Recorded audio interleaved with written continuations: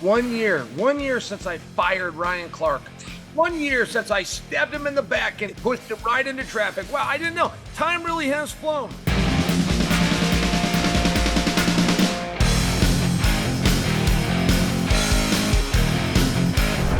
What's happening, guys? Welcome to another episode of Good Guy, Bad Guy. I am your humble host, Chael Sonnen, and I am joined today by my friend, Daniel Cormier. We generally call this bad guy and the other guy. This is, in fact, the other guy.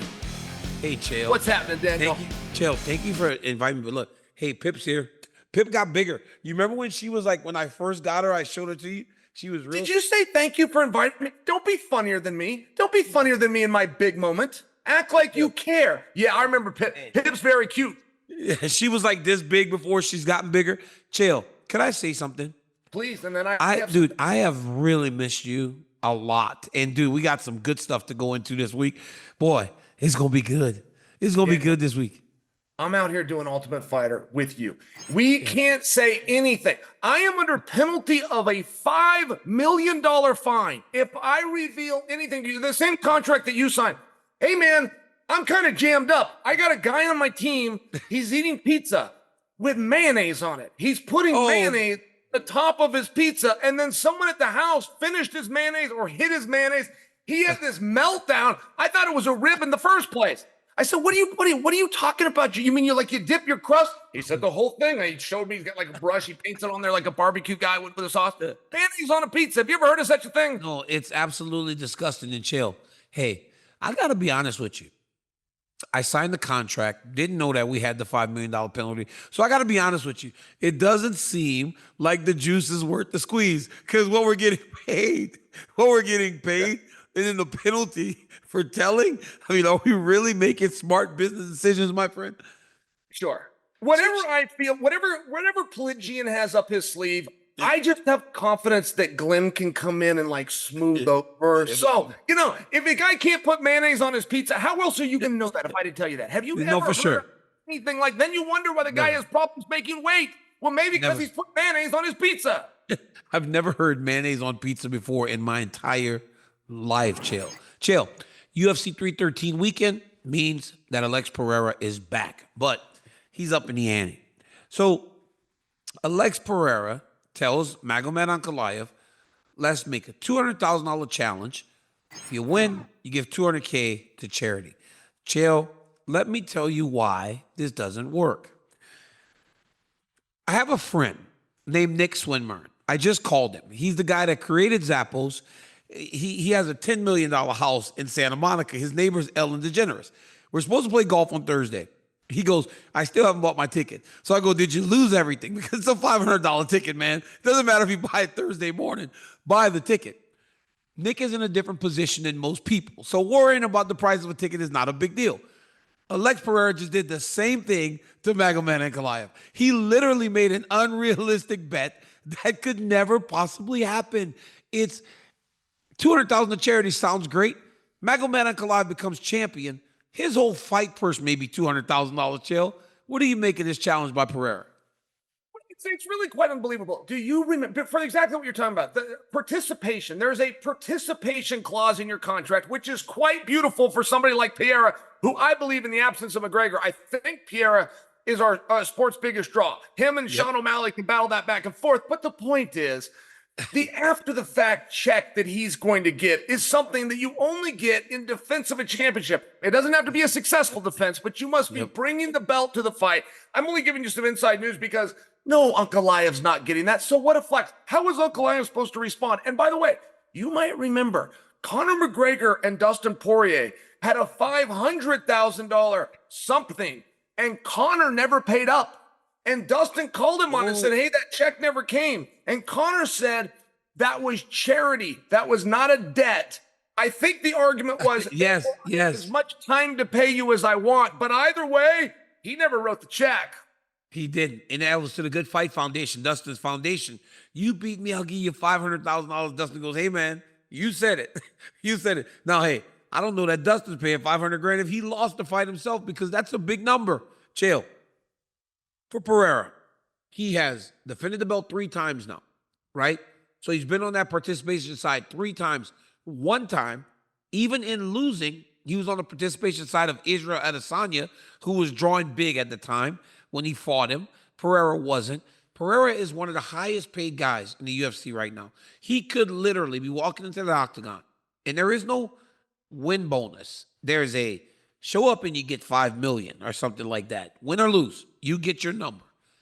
Ankalaev is a guy that's building, and he's probably still on a 200K to show, 200K to win. Those older contracts that you don't get whenever you're not the champion. So yes, I love the idea. I just don't know how realistic it is. Now, if he said 50 grand, maybe. We saw Yuri Prohaska give 50 grand in Los Angeles.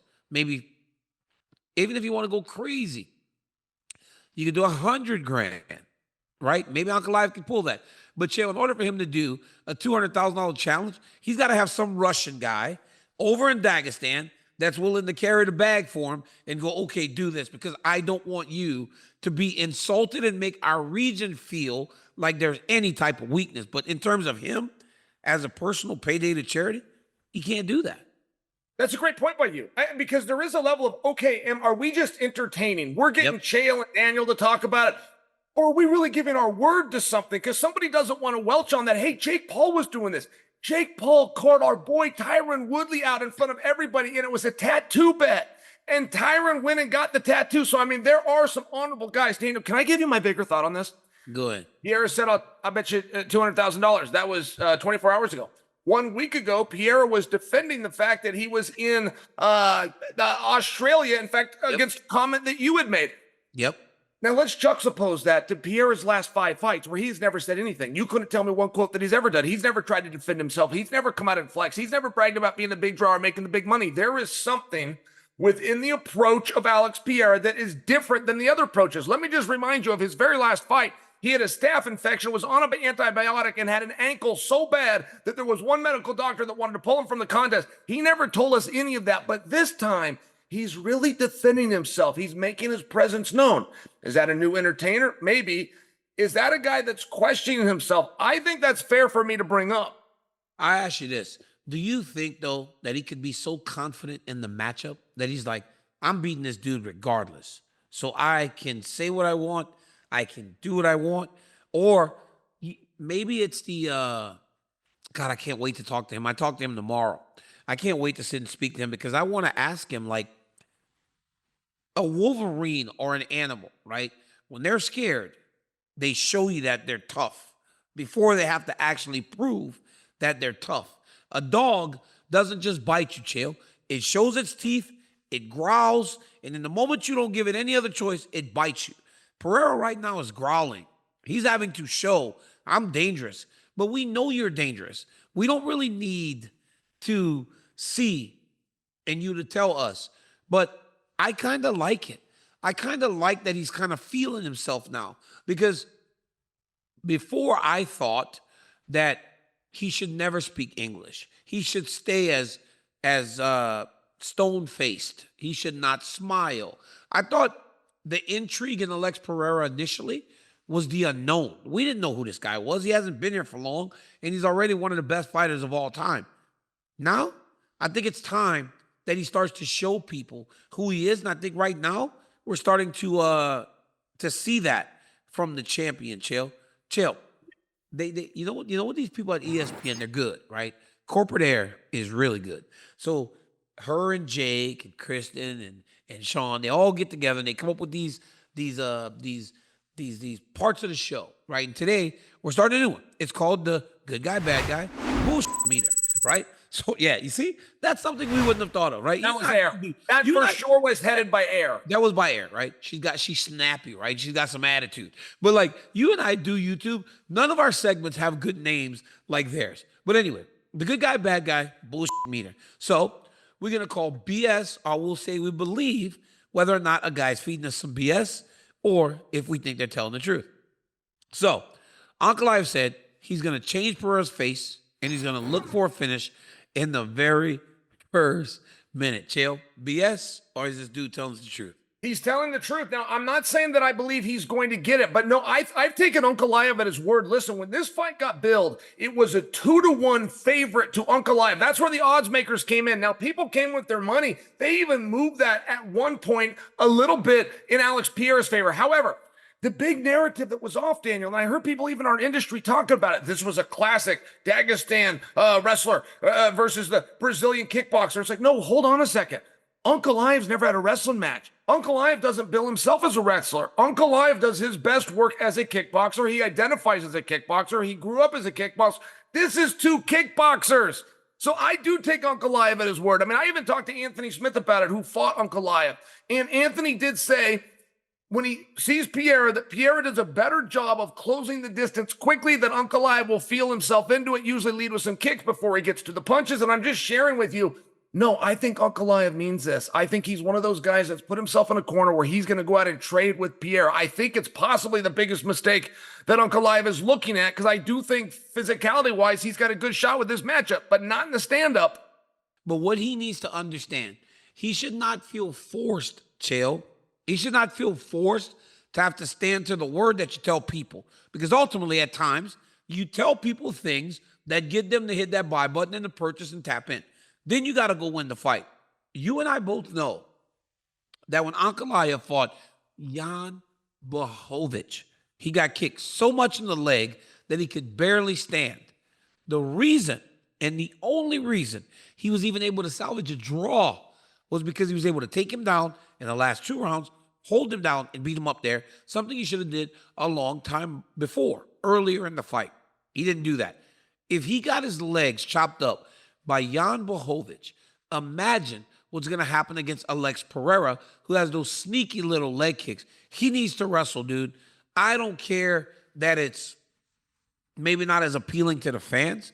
Maybe it doesn't show you're brave and tough, but why in the world would anyone go? Dude, Khalil Rountree's face was different. He didn't even look like the same human being after that dude finished hitting him with jabs. So I'm calling BS.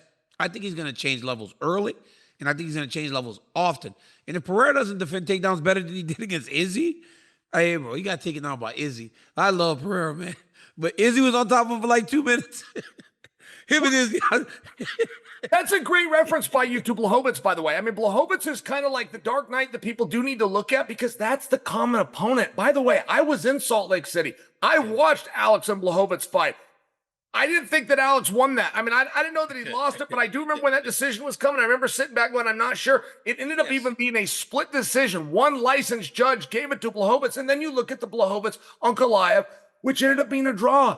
Now, Blachowicz, I think, overperformed in that fight. I thought that some of those sneaky leg kicks that he did were a surprise. I didn't think when you watched his films and his tapes before that we should have believed those were going to be quite as effective. Ankalaev later did adjust to it. But I do think that you're right, that at least the offering of the takedown would be very wise. It's just I've seen this movie so many times where a guy comes out in the media and makes a claim, and I'm going to draw a line in the sand. Generally, guys don't double cross that. They feel as though it's a real deal. Generally speaking, when guys say they're going to trade, they go plant their feet. Chill. I will tell you, I'm going to stand and trade with you. I'm going to fight you, man, mano y mano. And the moment you think it's mano y mano, hey, chill. You know, like back in the day when the more like rich men, they get the white towel. I challenge you to a duel, and they slap each other across the face with the towel. I'm like, yo, I challenge you to a duel. I'm like, yo, chill, I challenge you to a duel. The moment you get ready to slap me with that white towel, I'm level changing, taking your ass down, man. I can't let you get close to me. I can't let you get close to me because I'm taking you down the moment you do get too close. So challenge yourself to a duel. All right, Joe. So I'm calling BS on that one. You believe him. All right. Are you calling BS on Alex Pereira saying that if Ankalaev takes him down, he has a surprise for him? Oh, yeah. No, and you know what? You want to know where Ankalaev got, or you want to know where Pereira got this, by the way? He got this in his last fight from Khalil Rountree. If you'll remember, the week of the fight, Khalil starts going to the media claiming to have a secret technique, an unveiled and secret technique that we will only find out when the fight begins. I mean, it was a level of silliness. I mean, he was Joe Rogan and then they won't even know what it's called when they see it. I made this move up. There was no move. There was no made up move. There was no run up the fence, jump in the air, flip around. You made the whole thing up. And I feel like Pereira just grabbed the line from his former opponent and now he's trying to give it to him. I'll have a surprise for you. Oh, let me guess. You're going to try to stretch him out or try to choke him out. I mean, let me get, there's only so many options on the ground. It's like music. There's only so many notes. Jill, is the truth. I'm calling BS.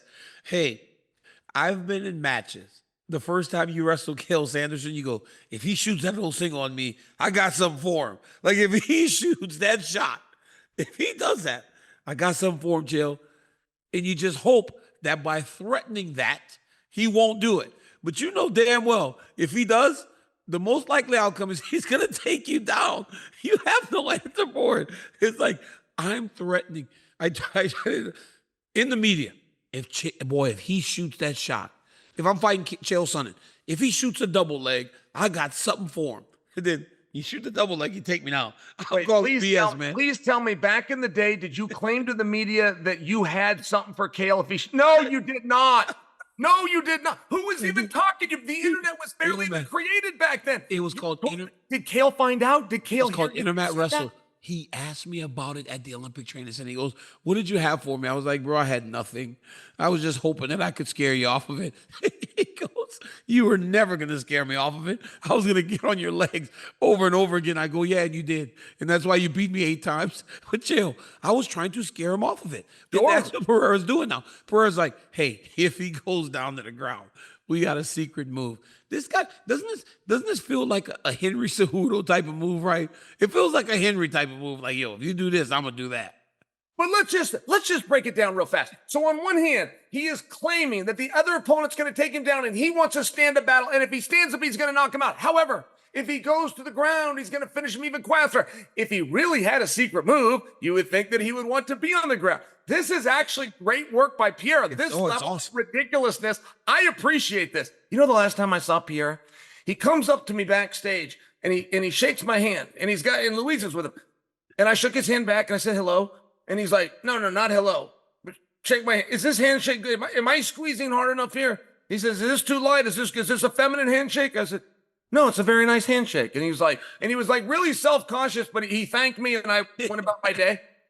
And I don't know him well enough. It was just a cool move. I actually loved it. The champ came up and said hello. I thought it was a cool move. He watches, dude. He watches. I go, did you hear Chael say your name? I constantly tell everybody, I go, did you hear Chael? And they're all like, yes, Chael son and this, Chael son and this. I love throwing you under the bus to these dudes every time I'm around them. Hey, maybe the secret move was learn wrestling in the snow, which to me it's crazy. You and I both, as wrestlers, would not want to wrestle in the snow. Like, you couldn't pay me enough to go and drill takedowns in the snow. Like, would you drill takedowns in the snow? No. And I will tell you this, hey, about a fighter, about the snow, about the whole bit. When a fighter talks about whether he's confident or not, what he's really referencing is where he believes his cardio is versus his opponent. If a fighter ever goes, oh, yeah, I'm supremely confident, all he's saying is that if we get to the worst part of the night, which is the 5th round, I think I can hold up better than that guy can. And that's the only thing a fighter's question. He's not worried about the outcome in the locker room. He's worried about reaching exhaustion. And that is one thing I must tell you about Pereira. He will go harder as the night goes on. He is like a racehorse. When that barn is in sight, man, there's a whole nother gear in that guy. So the fact that he's not afraid to grapple, or even if you look at Roundtree and he's giving rounds away, but he stays in it with Izzy, he gives 4 rounds away and knows I got to go knock him out. Some people know how to finish a fight, and I don't know if anyone knows that lesson better than Pereira. And I'm so excited for this, Daniel, because as a fan, if we want to get Pereira to heavyweight, which is what we really want, you can't tell me who else you want to see him fight a light heavyweight. His big fights are up at heavyweight. If you want to get him there, the best way to get him there is for him to lose the belt and move up. It's how we got to 205. People think that he cleaned out 185 and moved on up. They're remembering it wrong. He got beat at 185. He woke up the next day and said, Dana, I want to go 205. And Dana's like, well, you're not the champion. Go right ahead. And here we are. And I'm just sharing with you, win, lose, draw, Pereira at heavyweight, Pereira versus Aspinall, not for nothing. That is something to look forward to. Yeah, that would be a great fight. I really would love that. Okay, last one. What is going on with this Jones and Aspinall? Is Jones holding this up for money? Or is Jones not actually just stopped? It literally just stopped. But Daniel, I'm under the impression that John Jones has never actually been called with a date. I'm getting information that John has not turned that fight down. That the I don't official think he call will. didn't come in. I don't think he will turn the fight down. But I think a lot probably rest on this weekend, right? If Pereira wins, Jones can go, I want to fight Pereira. As he has said time and time again. Hey, at the end of the day, John Jones does make the rules, man. And when you look as good as he did against Stipe, he has that opportunity and he deserves to be able to make the rules. Hey, Chi, I want to ask you this one. This one's good. I've been waiting to get to this one. So, Magomed Ankalaev is claiming, okay, Ramadan. We know Ramadan. We know that Muslims don't eat from sunup to sundown.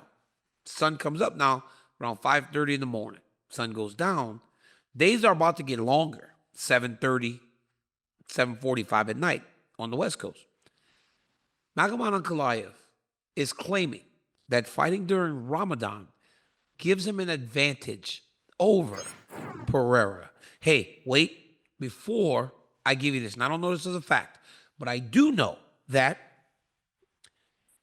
in some cases, people can delay the start of Ramadan, right? They can push it back a week, and we have someone doing that on the show. Push it back a little bit to start because the ability to train is so important. He feels that it's an advantage. Do you believe this, or is this BS? I got to tell you, Daniel, it makes me a little bit uncomfortable because I don't want to challenge a man with his religion. Faith, I just tell you, I'm a Catholic. We have something called Lent, and my father taught me this, but we would give up strawberries every Lent because strawberries weren't in season. It was like this great joke for the few people that got it. I went to Brigham Young University. That's the same place Jim McMahon. A lot of those Mormons did not like to play football on Sunday. Jim McMahon suited up every single time. So, I mean, I'm just sharing with you. I don't know what the exceptions are to some of those. And I get a little uncomfortable if I'm talking about it. And I said it in like a culturally insensitive thing. I don't know a ton about Ramadan. I know it's one word. I know how to spell it. I got 2 kids on my team in the Ultimate Fighter right now that are experiencing it. I'm learning as I go. Let me ask you this. Cautiousness. I'm going to give him this one. I'm not going to call BS. Hey, so are your kids delaying the start? Because my kid's delaying the start of his Ramadan. They had some loophole. I felt like it was a loophole. Okay. I felt like it was, yes, they're doing something like that. Like my father and I in strawberries. That's how I felt. Okay. So I'm Catholic and my mom was insistent that there was no Friday meat. And every week, Chael, we eat a lot of meat in Louisiana. So just getting to that Friday and her going, yeah, well, we're not eating meat today. It felt like she was taking the world from us because on that day, you wanted some sort of meat. Even though she could make fish or she could make other things, it's like you wanted meat because for some reason you felt like something was getting taken from you. But strawberries, I never thought about that. You choose what you give up during Lent. So strawberries was a great one, but yeah, my parents did meat on Fridays. Why? I actually don't know the rule on that. And there's more to it, by the way. There's some drinking of milk, and the sun plays a big role on it. Then you have very specific days of the week, such as the Sabbath, which is Sunday. I mean, not for nothing. I went to a religious college at BYU. I don't know all of those things, Daniel, but if he says that he gets an advantage, I will tell you, you want to talk about scripture, there is some stuff in there about fasting. As a guy that's had to fast before, you do get a clarity. You can get high from not eating food, Daniel. You can be so depressed and knowing that you're going to get this box of donuts or whatever your fantasy is, you can get high on that idea. Hey, chill. During fights, when I was cutting all that weight, I would take Bob Cook, bring him into my room, and we would lay in bed and watch barbecue competitions. That was me because I couldn't eat. I would watch Barbecue Showdown. And Bob would come do it with you. Bob is such a stud. What a team player. He goes, you watching those barbecue videos was absolutely crazy to me. He goes, I felt so bad. He goes, but if you wanted me to lay in bed with you while you did it, he goes, you want to torture yourself? All good. But hey, I'm sorry, Chill. I got to call BS because I lived with a Muslim kid named Zelam Gaethje. He went to Oklahoma State, was a 2-time All-American. Z. During Ramadan. I know Z. You know Z. Yep. During Ramadan, Z was he couldn't train. He had no energy. I honestly don't think you're allowed to train. I'm not sure exactly, but I think there's some sort of you're not supposed to really train But it's not even just no food, it's no water. They're taking in nothing over the course of the daylight. So, but this guy Z would get up at 5 o'clock in the morning and just, he was a heavyweight. And then at 6 o'clock at night, chill, I would take like a whole bunch of chicken and I would just put seasoning on it, throw it in the oven, and make a pot of rice. And that dude would sit there and he would eat a pot of rice with an entire pack of chicken, bro. He would be starving and he would just like eat. And then 30 minutes later, he'd get out and go work out. He always would go train, but he would eat himself full, man. It was very interesting to go through that with someone in your house because you live such a different. I'm over here complaining about not getting to eat meat on Friday, and this dude's not eating anything over the course of the entire day. All right, chill. Hey, UFC released a new angle of Justin Gaethje getting knocked out. What does that do to someone's mind, seeing themselves knocked out like that right before a fight? And why? Why release that? Why release that this week, Joe? Justin Gaethje is officially, and it's only a plus 114. It's as close to even as you can get. He is officially, though, the underdog. I'm blown away by that. Why? He won the last fight. He won the last fight. They already fought one. I mean, it's like the odds makers forget this is actually a rematch. What about taking it on short notice? What about what a dangerous fight Justin Gaethje is? I am blown away that on short notice against a former opponent who he's familiar with in a different continent, that he's the favorite, or that Gaethje in this case is the underdog. And Daniel, I think it does have to do with that video that's going around. It was an amazing knock. There's a guy called Justin Eilers, rest his soul. But he knew how to get knocked out, man. Like he could make knocked out look cool. Like, you know, Ric Flair would go down, but as he go down, he'd like pull one hand back and the face would turn this way and the foot would come up and the crowd, woo! There's some guys that know how to fall. And Justin Gaethje's one of those guys. If I had access to that video and I'm the UFC, I'd probably put it out too. There's something that's, as Dana calls it, a oh crap moment. It's an amazing moment, even if you love Gaethje. He went flat. That was some hard shit to watch. Daniel, what about him being the underdog, though? That's got to surprise you. Why? I don't know. So, okay, first off, Gaethje said, live by the sword, die by the sword. This is a real reminder of what's at stake this weekend. So, I get it, right? It's there for Justin to see. Wouldn't love to see it the week of my fight. Here's the deal. If you recall, the first fight, Fiziev got out ahead of Justin early. It was in England when Leon Edwards beat Kamaru Usman the second time. He jumped out ahead of him. But then Gaethje worked his way back into the fight in round 2 and then in round 3. To the point that Justin got a takedown and was like, shut up now, DC. I went and got a takedown. Leave me alone. All that, right? All that information that we have now, to me, would seem to say Justin should be more of a prohibitive favorite because we have information, right? Fiziev could go out there and just start Justin. He can just outclass him. He could have been training as hard as he's ever trained his entire life. But at the end of the day, this is a guy coming back from an injury, coming off of a loss, and he had already lost to Gaethje. So I don't know what they're seeing in the build to install him as a favorite in this fight. But what I do know is that we can put these guys together 10 times, Shell.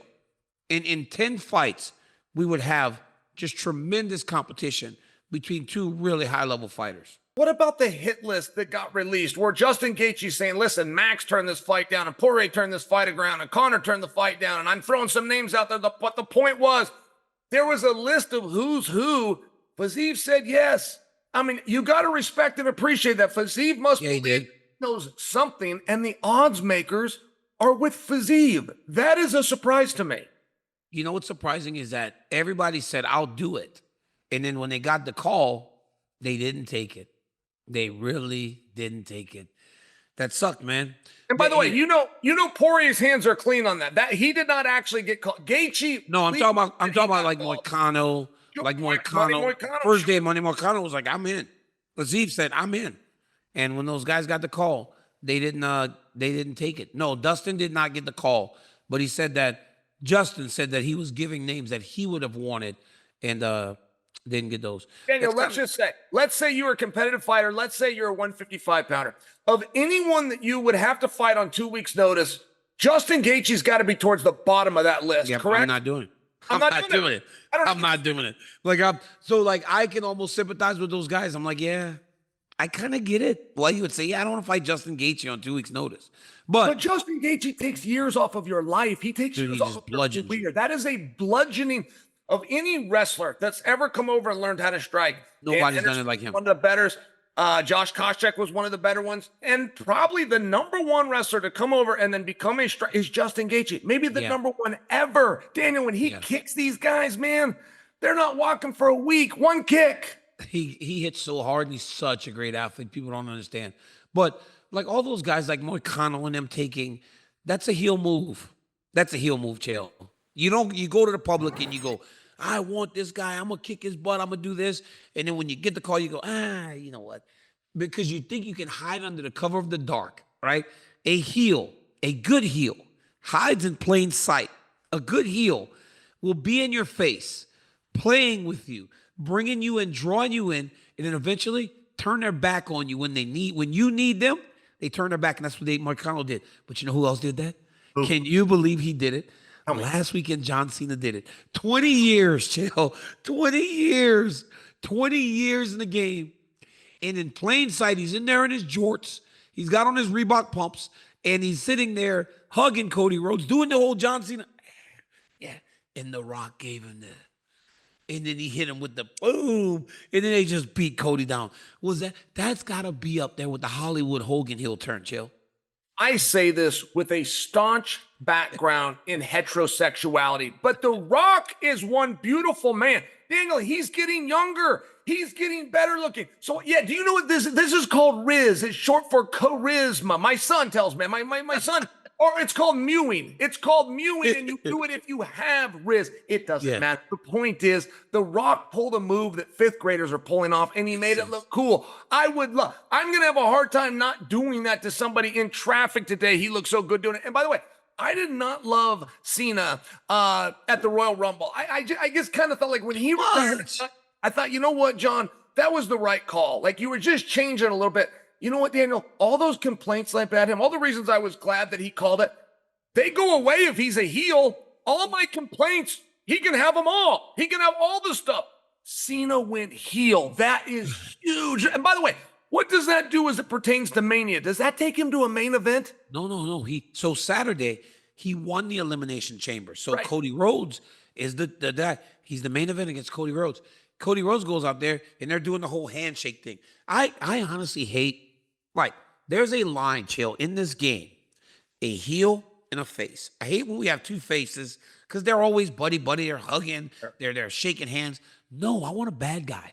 But when I look back now, when I think back to the Royal Rumble, and Cena's at his post-fight presser, and he's going, I will do whatever it takes to get to number 17.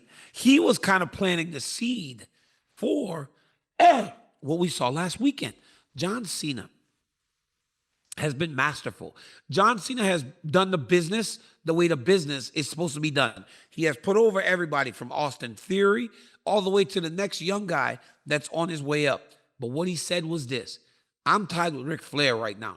I want to be considered the greatest of all time with more title reigns than anybody. So I will align myself with the final boss, knowing that the man on the board can help me get there. And how about The Rock? How about The Rock getting out of the way? The Rock could have made this about him. He could have fought Cody Rhodes for the belt. This is even better. 20 years, Chael. People have wanted John Cena to mix it up, switch something up. Now my question is, how does he look? How does John Cena look now? What does his ring attire look like now? Because remember when Hollywood Hogan went from the yellow and red to the black tights. Black and white. Yeah. So what does John Cena look like when we see him next time? It was awesome. I hadn't thought of that. I actually love where you're going with that. And by the way, I'm still not clear, though. If you win Elimination Chamber, doesn't it take you to something with WrestleMania? Yeah, you're the main event. What does it qualify you for? You're the main event? Yeah, you're the main event of WrestleMania. That's what the Royal Rumble was about. So they have 2 nights. Remember, it's 2 nights. Yep. Charlotte got one of them, but so it is a world championship. There's a world championship and the Universal Championship. That's still coming. How they're doing that, correct? Okay. Yep. Can't wait. So Cena went from retired to the main event of WrestleMania. Yep. That takes craftsmanship, by the way. That does not just happen. He hasn't won a match in like 4 years. That was the first time he's won in 4 years. And now he's main evented WrestleMania. Chill, it was easily one of the biggest moments that I've seen in a long time. I don't know how they got him to do it. He sells so much merchandise. Kids love him. And he just did it, and they popped. But his facial expression, it was all done masterfully, man. The way that his face changed when his back was to the Rock, like his back was, Cody was to the Rock, his back, and then he's looking at Rock, and Rock's like, give him this. Travis Scott's out there saging. Travis Scott is out there saging he's saging the arena. It was By the way, awesome. who is this jobber Travis Scott? There used to be a hamburger at McDonald's that was Bro. called like the Travis Scott burger. They put a little barbecue on a quarter pounder. Is this who you're talking about? Yeah, the Rock. He's not even a wrestler. What? He was just he bought a ticket. You keep talking about it. No. He went to the Rock. He has a song that the Rock likes. He walks out with the Rock. Dude, he's massive. Travis Scott is like, he's huge. What's like, the song? I know him because the kids play. He was in What's Fortnite. the song? It goes, this is how you work it. Porn stick. I don't. Is that the song? No diggity. You got the Yeah, back. this is how you work. No diggity. Yeah. Is that Travis Scott? I have no, chill. That's bad, chill. You're aging us out bad. Chill. That'd be a great walkout song. The house goes quiet. The people are black. They don't know who's walking out. Survivor Series, number 18. Who is it? This is how you work it. Diggity. That would be awesome.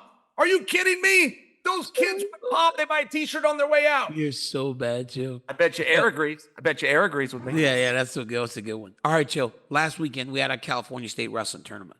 Bro, my kids wrestled amazing. We didn't get the team state title like we were hoping to get, but, bro, we gave them a shot. I mean, we scored 239 team points.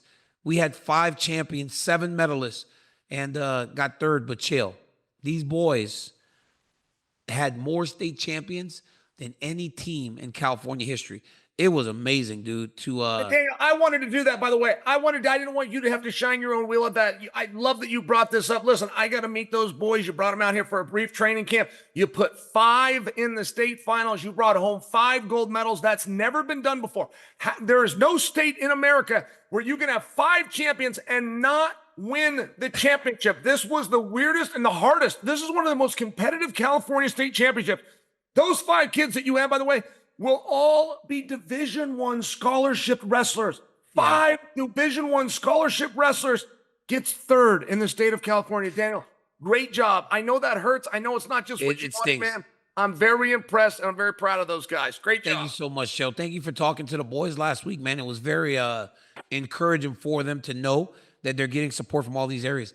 Chill, but like afterwards, like you're very happy, you're basking in it, but we fell 8 points short of a state title. Hey, 3 teams are in the top 10 in the country, and we're number 13. So some of the best wrestling in the entire country happened in California. And I was lucky to have my boys do as well as they did.